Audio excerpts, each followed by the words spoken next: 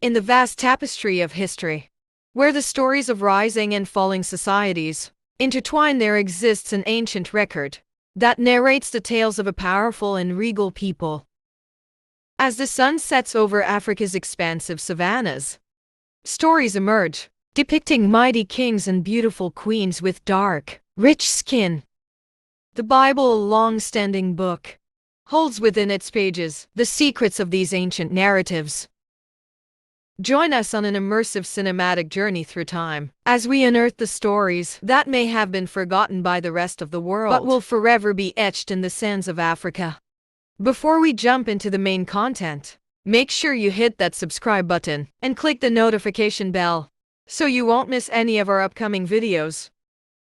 We have a lot of exciting content coming your way. Now let's set sail on this incredible journey and unlock the history of our Black and African ancestors.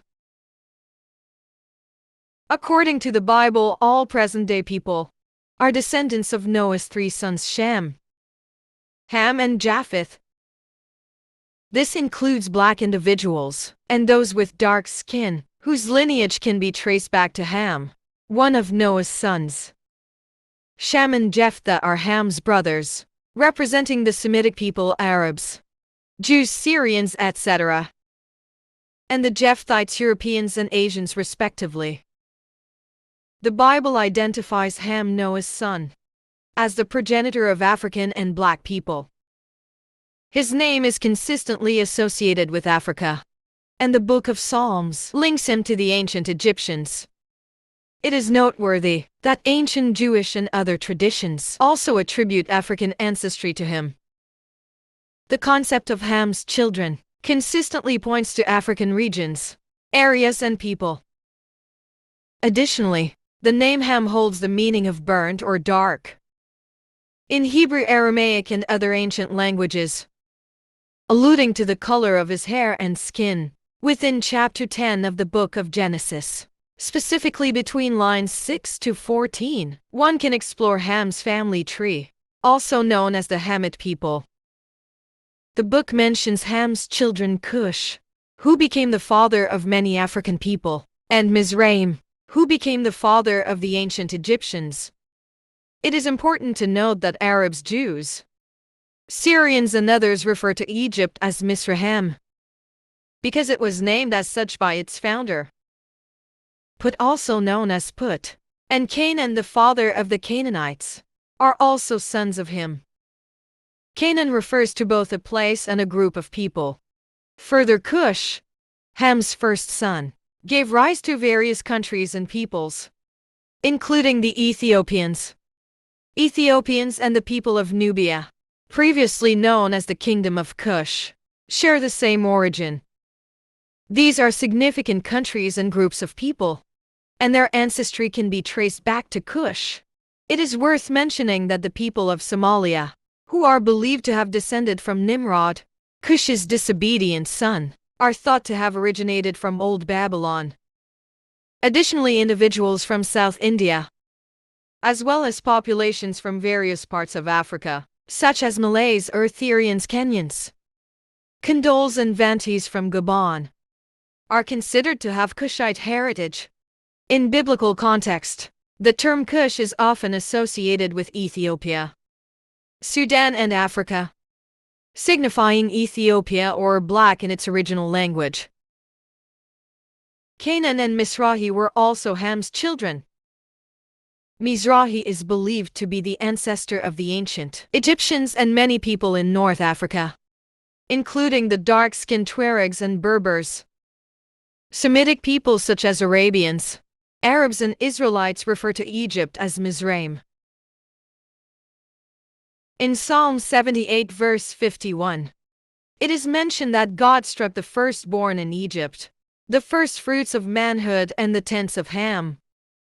Ham also had a son named Put or Foot, born after Misraim. Put derives from a word meaning landmark, and pertains to clan hunters in Africa.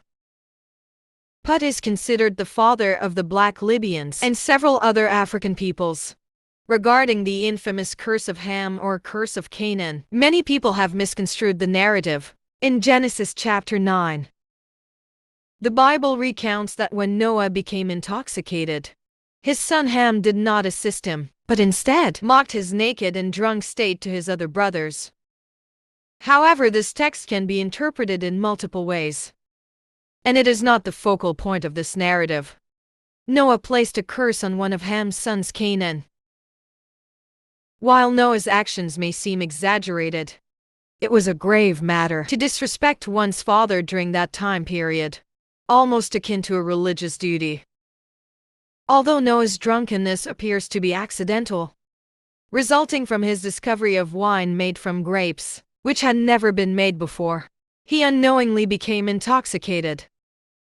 As a consequence, God did not punish him.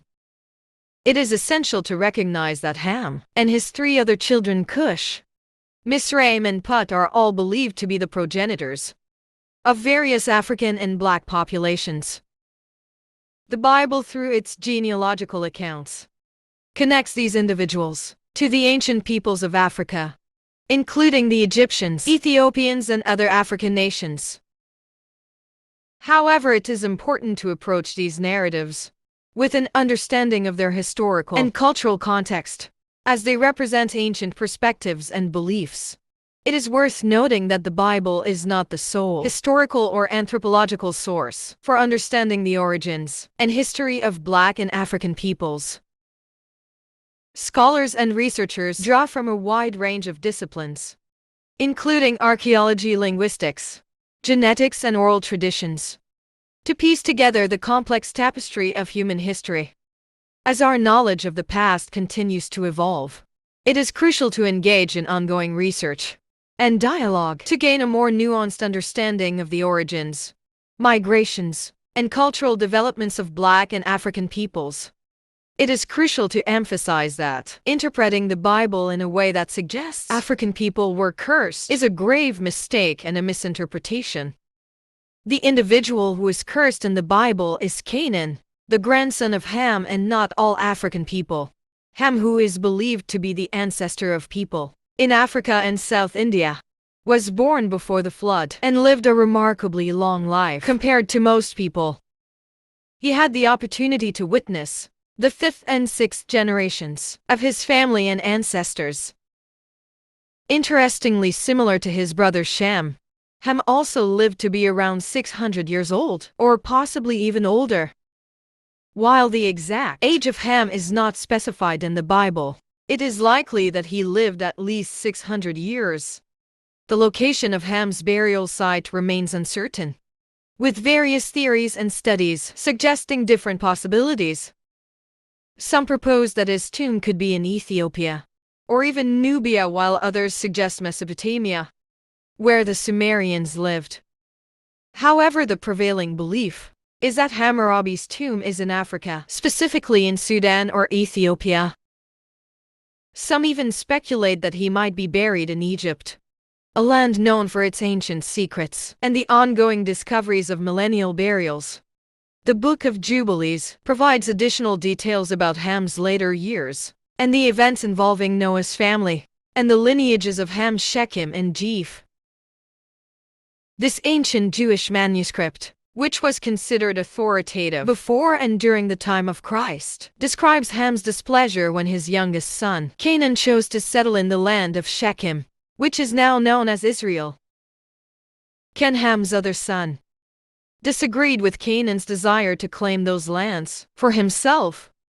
According to the Book of Jubilees, Ham, Cush, Mizrahi, and others did not support Canaan's decision to reside in Shem's territory, as they believed that the lands in Africa were meant for Ham's descendants.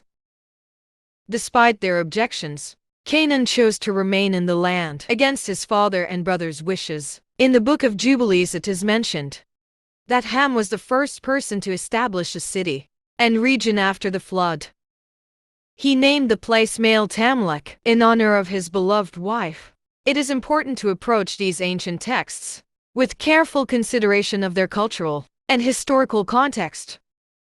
The Bible provides a complex and multifaceted narrative, and it is crucial to avoid misinterpretations that perpetuate erroneous beliefs or unjustly associate curses with entire groups of people. Thank you for watching. We hope you have gained insights into the Bible through this discussion. Please consider subscribing and clicking on the notification icon for future updates. Stay tuned for more episodes where we delve into critical issues found in the Bible.